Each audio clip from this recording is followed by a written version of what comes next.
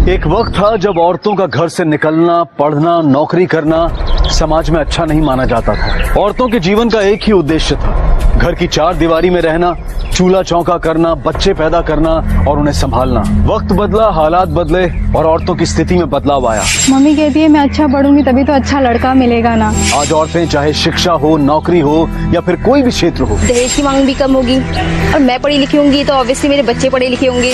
वो किसी भी हुनर में मर्दों से कम नहीं है। अपनी फैमिली को जरूरत पड़ने पर उनका सपोर्ट कर सकूं, अपने भाई बहनों को अच्छी एजुकेशन दे सकूं। पढ़ लिख के इंजीनियर बनूंगी तभी तो इंजीनियर लड़का मिलेगा ना। कल को अगर मेरी शादी होती है तो मैं अपनी फैमिली, अपने हस्बैंड का पूरा सपोर्ट कर सकूं।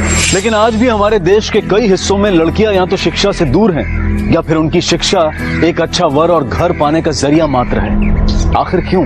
हमारी आज की कहानी एक लड़की कोयल की है जो ऐसे ही माहौल में एक बेहतर जिंदगी जीना चाहती थी। ठीक है, अब दाल चावल रोज बनेगा, पनीर वनीर नहीं बनेगा ना इस घर में। अब क्या हो, पहली तारीख बीत गई, उसके बाद भी 10 दिन ऊपर हो गए।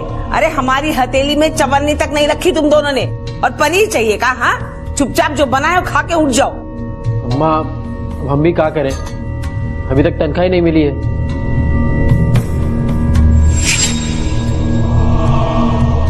अम्मा, एक बात कहें? हाँ, हमें कल 5,000 रुपए मिल सकते हैं का? यहाँ घर में खाने के लाले पड़े हैं और तुझे 5,000 रुपए चाहिए? अरे सुना नहीं का पैसे नहीं है? और तू क्या चाहती है? हाँ, अपनी सारी जमा पूंजी हम तुझ पर लुटा दे?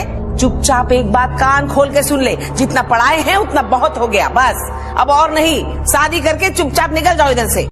फूलमती को अपने परिवार के नाम की पड़ी थी, लेकिन अपने इस रवैये से उसने क्या हासिल कर लिया? क्या मिला उसे? अपना पूरा परिवार खो दिया उसने।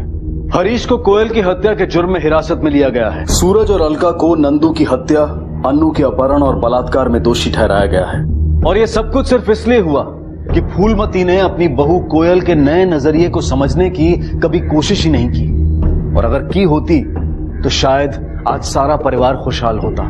ये केस हमारे समाज में फैले उस दोहरे नजरिए को दर्शाता है, जहां हम अपनी बेटियों को, अपनी बहनों को पढ़ाते तो हैं, लेकिन जब बारी बहुओं को आजादी देने की होती है तो हम पीछे हट जाते हैं। क्या हम वाकई औरतों को अपने समाज की तरक्की का भागीदार बनाना चाहते हैं? याद रखें, हमारी महिलाएं हमारे लिए शर्म नहीं बल्कि हमारी शान है। इसी विचार के साथ अब मैं अनूप सोनी आपसे विदा लेता हूं। फिर मुलाकात होगी अगले एपिसोड में और खुलासा करेंगे एक और जुर्म का।